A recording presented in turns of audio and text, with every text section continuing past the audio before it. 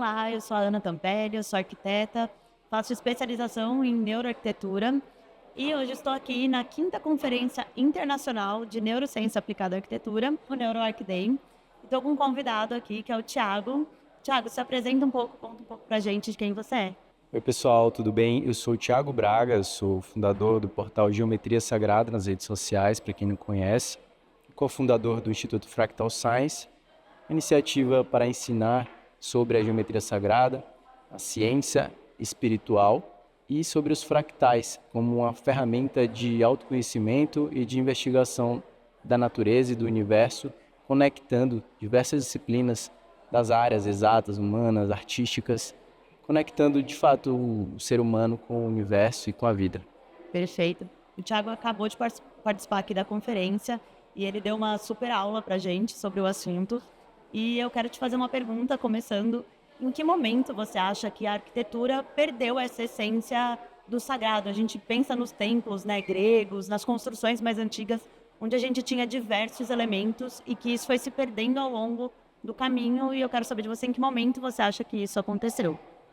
Nós tivemos muitos movimentos, desde religiosos a políticos, que envolveram de fato a transformação da geometria na arquitetura e do design mais elaborado, saindo de uma vertente onde se explorava mais a complexidade e cada vez mais reduzindo para esse minimalismo, por conta da gente priorizar mais a utilidade e a função dos ambientes do que de fato essa complexidade que naturalmente adicionava complexidade à realização, à construção, adicionava diversas camadas e também por outros interesses, como de fato trazer uma maior mecanização.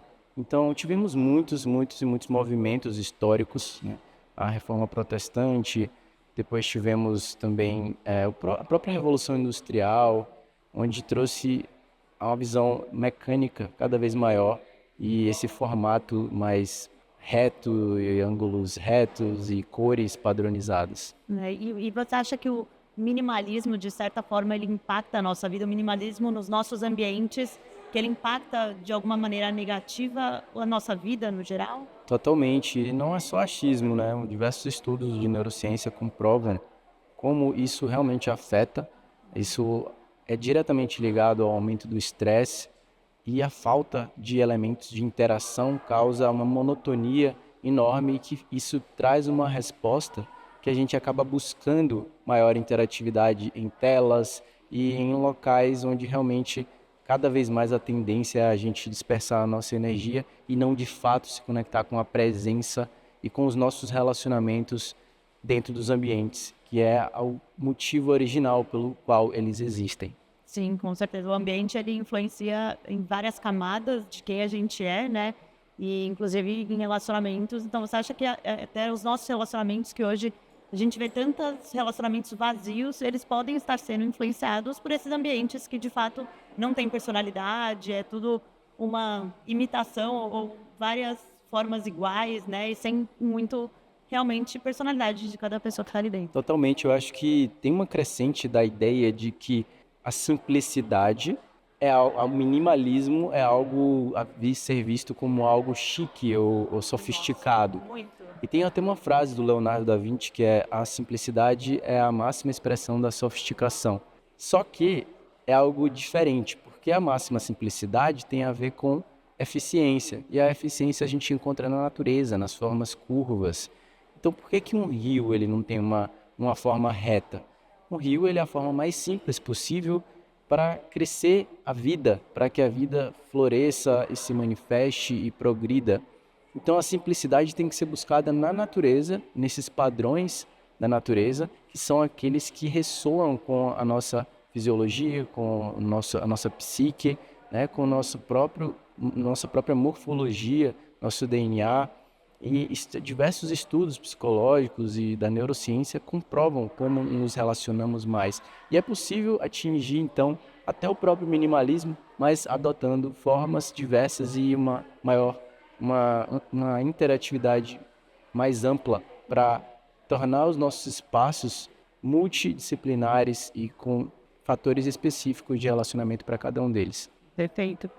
Eu acho que a natureza, como você falou, é natural. Todo mundo, quando a gente pede, pensa em um ambiente relaxante, normalmente a gente pensa numa praia, né, em algum lugar da natureza. Então, realmente é trazer um pouco disso para dentro dos nossos ambientes, né? O que a natureza nos mostra para dentro dos ambientes. Sim, porque não é só o fator de você gerar conexão e pertencimento de uma forma natural, que isso também acontece, mas as próprias propriedades físicas e eletromagnéticas dessas formas, por exemplo, na configuração de um ambiente, de uma sala, está gerando ali uma maior influência sobre aquelas pessoas que estão ali a partir da propagação das ondas energéticas que estamos emitindo nos sons que são colocados. Então, é preciso se olhar holisticamente o ambiente para entender as propriedades físicas, psicológicas e os efeitos em nós, porque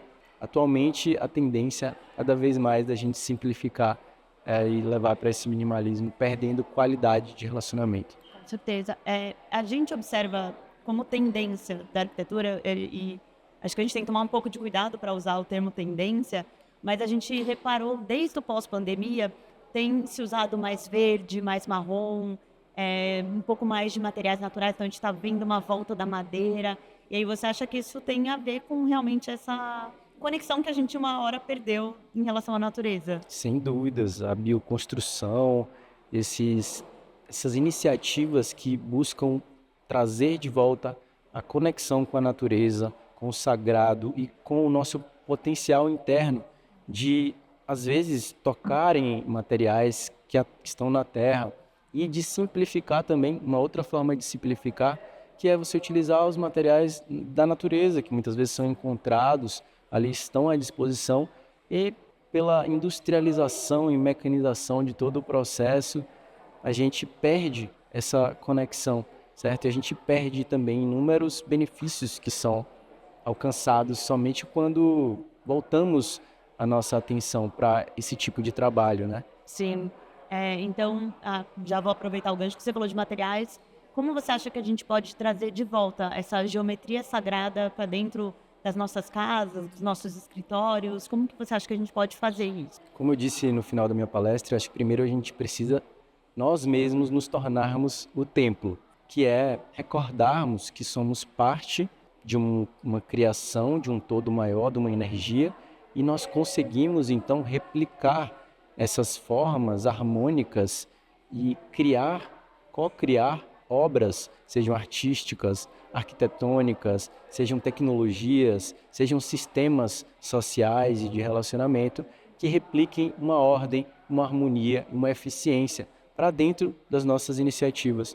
Então, eu acho que a geometria ela é um caminho para a gente identificar, tanto na forma mais lúdica, de entender quais são as formas que se conectam naturalmente, para a gente brincar com isso, e também estudar a partir da física quântica, os efeitos disso, né, de fato a ciência, para a gente conseguir infundir os nossos espaços com esses elementos espaciais, geométricos, que influenciam a nossa percepção, a nossa relação com as pessoas e com o espaço à nossa volta. Como eu disse na minha apresentação, é a nossa terceira pele, sendo a primeira a nossa epiderme, nossa pele biológica, as nossas roupas sendo a segunda pele, e a arquitetura, o ambiente ao nosso redor sendo a nossa terceira pele. Então, mostra como o ambiente é importante para a gente, como ele afeta todas as nossas camadas mesmo, né? Tudo mesmo. Então, por isso o arquiteto ele é visto como esse criador no microcósmico, né, que replica, inclusive, essa ideia sagrada, né, do grande arquiteto do universo, ou de Deus, ou da energia, da consciência. Então, o arquiteto ele tem esse papel de replicar aqui no microcosmo, dentro da nossa realidade humana, espelhando, trazendo esses símbolos que são ferramentas de ressonância para colocar nas nossas vidas elementos mais naturais, mesmo a gente vivendo numa cidade, numa correria.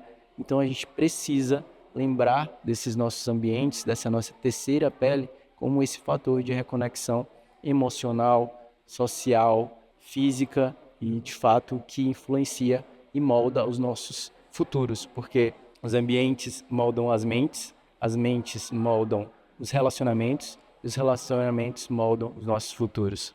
E aí isso mostra para a gente a importância que nós, arquitetos, temos, até mesmo de um cuidado que eu acho que a gente tem que ter de não replicar projetos, de entender cada ser como único, então cada família ou cada empresa que a gente vai projetar como um lugar único, porque a gente está falando muito na conferência sobre presença, e eu acho que a presença a gente consegue quando a gente entende cada ser como único e faz um espaço para que ele se sinta presente dentro daquele espaço. É isso aí. O poder das narrativas, entender elementos históricos, simbólicos que ressoam com cada um e juntar isso com a própria ciência, acho que é a combinação ideal para entregar espaços que sejam de fato significativos e coerentes para cada um, onde a gente encontre elementos que a gente veja, nossa, é algo único, como eu sou único também, como é algo a se reverenciar, como é algo a se ter gratidão todos os dias, que são elementos que evocam esses sentimentos.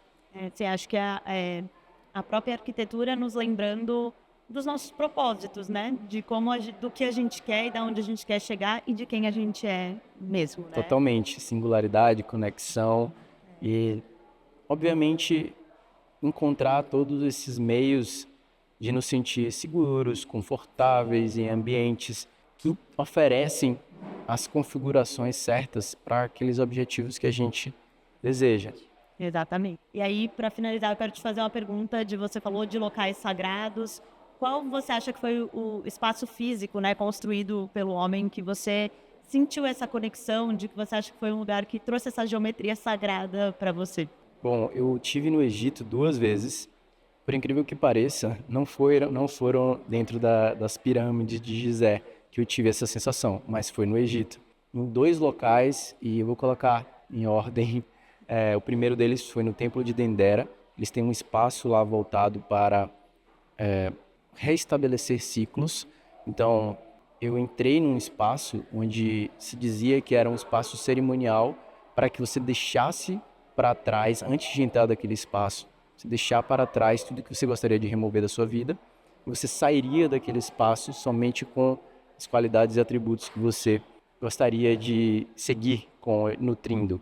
E esse espaço foi muito, muito profundo para mim. Eu fiquei ali por algumas horas, inclusive, dentro do espaço, nutrindo em mim do que eu gostaria de levar quando eu saísse daquele espaço.